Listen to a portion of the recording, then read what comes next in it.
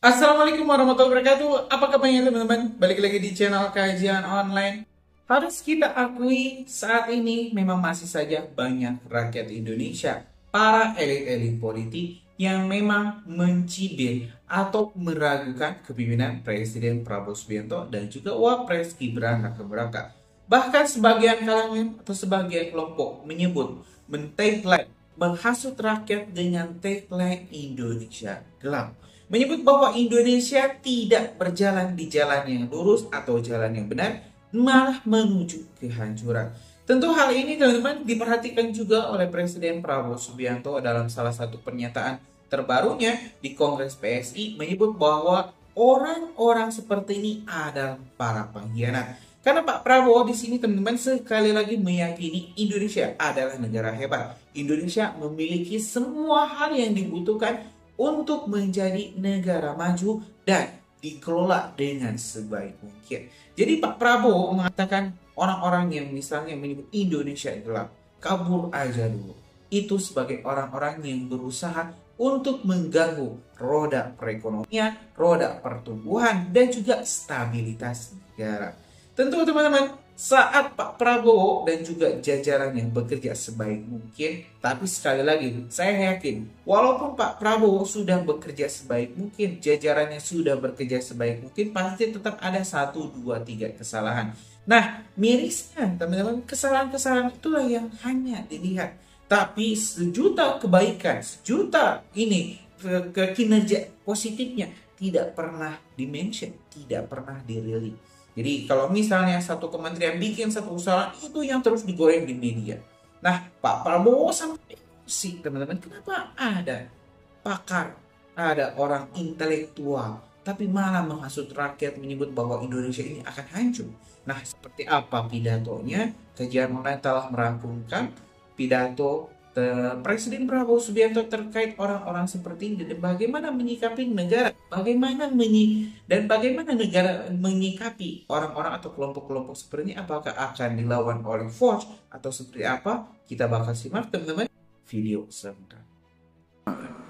Lebih dari politisi, tapi saudara menjadi pejuang politik, pendekar politik, membela keadilan, kebenaran, dan kejujuran, membela kaum yang lemah, membela kaum yang miskin, membela kaum yang tertindas. Kau pejuang politik. Menang dan kalah urusan belakang.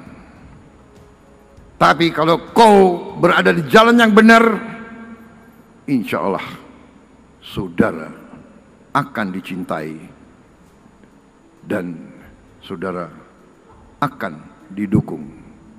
Karena rakyat kita memerlukan pejuang-pejuang politik yang membela rakyat, bukan yang membela ketidakadilan. Saudara-saudara sekalian, saudara partai yang terdiri dari banyak anak-anak muda, saudara saya lihat berani melakukan terobosan-terobosan. Saudara berani menggunakan teknologi yang baru. Ingat, rakyat Indonesia di tahun 2025 ke depan bukan rakyat Indonesia tahun 90-an. Rakyat Indonesia sekarang pandai-pandai. Rakyat Indonesia punya gadget semua. Rakyat Indonesia itu menangkap siapa pemimpin yang benar dan siapa pemimpin yang tidak benar. Memang ada usaha tadi menggunakan teknologi, menggunakan uang, menggunakan sosmed, membayar pakar-pakar, nyinyir, menghidupkan pesimisme. Saya geleng-geleng kepala. Ada orang-orang yang berperan sebagai orang pintar, berperan sebagai pemimpin, tapi yang disebarkan adalah pesimisme. Indonesia gelap, kabur aja deh, lo kabur aja loh.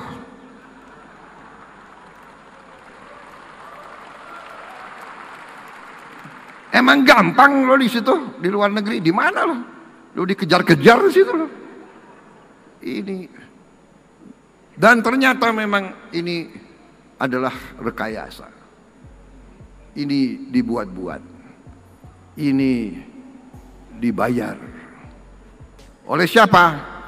Oleh mereka-mereka yang ingin Indonesia selalu gaduh, Indonesia selalu miskin.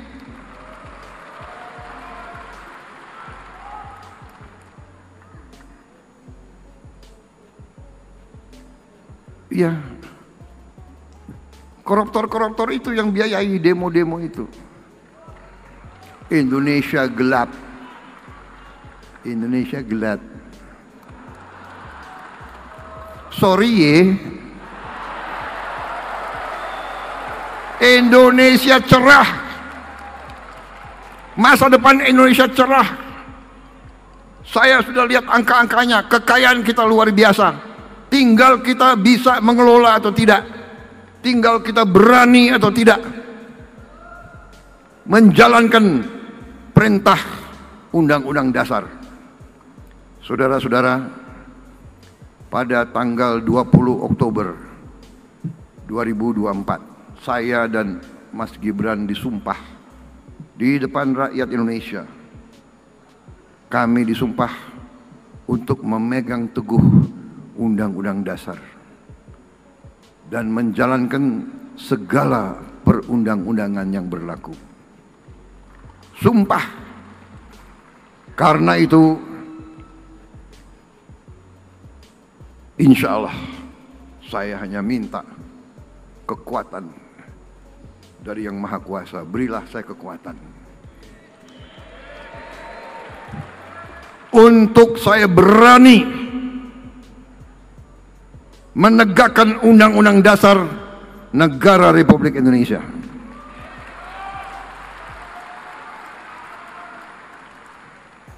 Kekayaan kita luar biasa, tapi maling-maling pun luar biasa. Akalnya luar biasa, enggak jera-jera. Sudah dikasih warning berkali-kali, masih aja. Saya sedih, ya kan? Mereka-mereka itu menurut saya sudah diarah, bukan lagi masuk akal atau apa. Mereka ini dalam rangka sudah serakah. Jadi ternyata kita ada fenomena baru. Ya, saya kira mazhabnya tadinya mazhab ini, mazhab itu. Ini ada mazhab baru ekonomi itu, yang saya sebut mazhab serakah nomics. Serakah nomics ini sudah liwat, nggak ada di buku, nggak ada di universitas ilmu ekonomi kayak begini. Ini ilmu serakah. Tapi ya tunggu tanggal mainnya.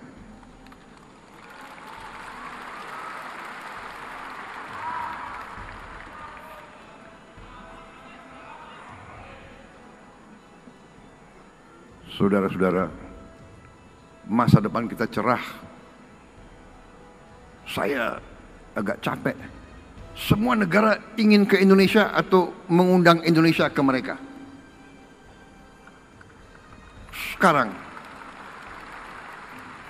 negara Afrika, negara-negara Afrika, Amerika Latin, waduh. Saya tuh nggak enak sendiri. Ini belum, sabarlah. 5-6 tahun lagi baru. Enggak, kita mau sekarang. Jadi kita dihormati di mana-mana. Saudara-saudara. Saudara lihat kemarin 14 Juli, tentara Indonesia mimpin defile dalam hari nasionalnya Prancis. Pertama kali dalam sejarah di Eropa, ya kan, negara asing membuka defile, dikasih tempat terhormat di paling depan. Luar biasa. Tapi yang membanggakan anak-anak kita kemarin, barisnya boleh juga. Benar nggak? Saudara lihat nggak? Saudara lihat? Barisnya oke. Bangga saya sebagai mantan prajurit. Tidak memalukan anak-anak kita yang kemarin itu di Prancis. Repotnya sekarang banyak negara minta, bisa nggak Indonesia hadir di hari nasional kami? India sudah minta, Perancis minta, sekarang Pakistan minta. Saya nggak tahu lagi negara mana. Saudara-saudara, selamat sekali lagi ke PSI. Saya tidak akan panjang lebar lagi pidato, karena tadi Mas Kaisang ini sudah ringkas. Inti-intinya kita berada di jalan yang benar.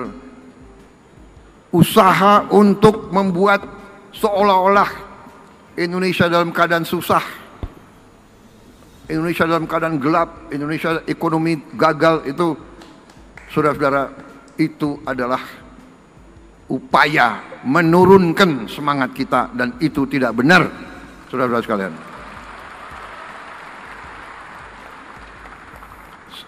Saya diberi laporan oleh Menteri Investasi, investasi Indonesia bulan ini sudah mencapai target yang ditetapkan oleh APBN tahun lalu. APBN 2025 kita sudah mencapai target bulan Agustus ini.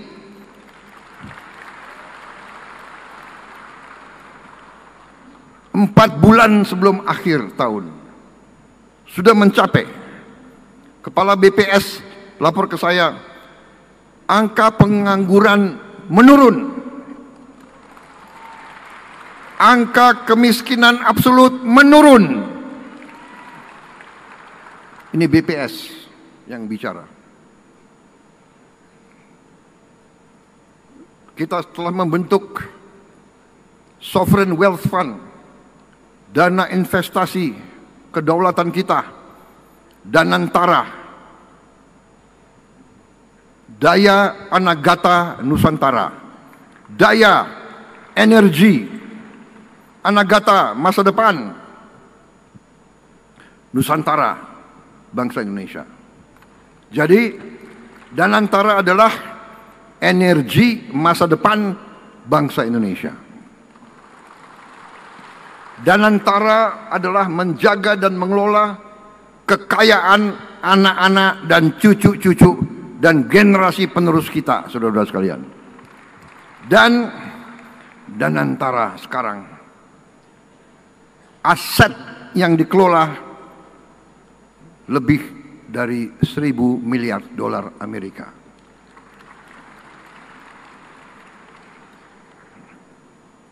Saudara-saudara sekalian,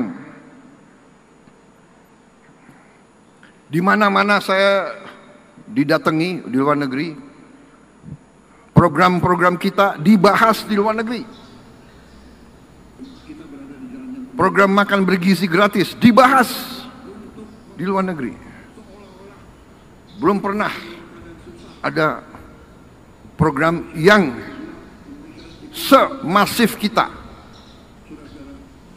Sekarang bulan Juli ini sudah sampai penerimaan manfaat 6 juta anak lebih dan ibu-ibu yang hamil.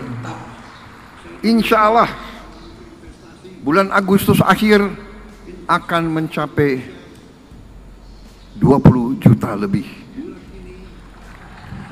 Bahkan sasaran kita siapa tahu bisa mencapai di atas 25 juta pada bulan Agustus.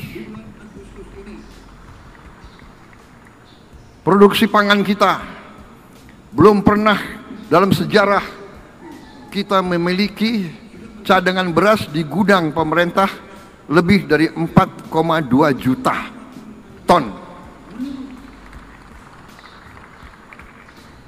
beras. Jagung juga produksinya naik 30%. Beras naik 48%.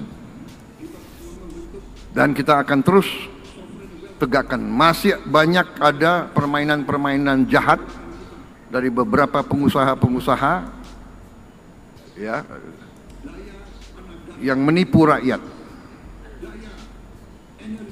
Beras biasa dibilang beras premium, harganya dinaikin seenaknya. Ini pelanggaran. Ini saya telah minta Jaksa Agung dan polisi mengusut dan menindak pengusaha-pengusaha tersebut tanpa pandang bulu. Saya dapat laporan kerugian yang dialami oleh bangsa Indonesia adalah 100 triliun tiap tahun. 100 triliun tiap tahun. Berarti 5 tahun 1000 triliun. Ini kejahatan ekonomi yang luar biasa. Kalau menurut saya ini sudah termasuk subversi ekonomi. Menikam rakyat. Anda bisa bayangkan 100 triliun kita bisa bikin apa?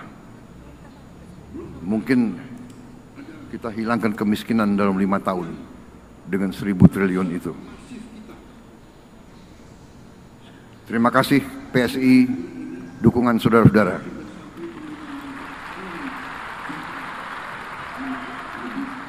Jangan pernah ragu membela kebenaran, membela keadilan, membela rakyat, membela bangsa Indonesia. Terima kasih. Wassalamualaikum warahmatullahi wabarakatuh.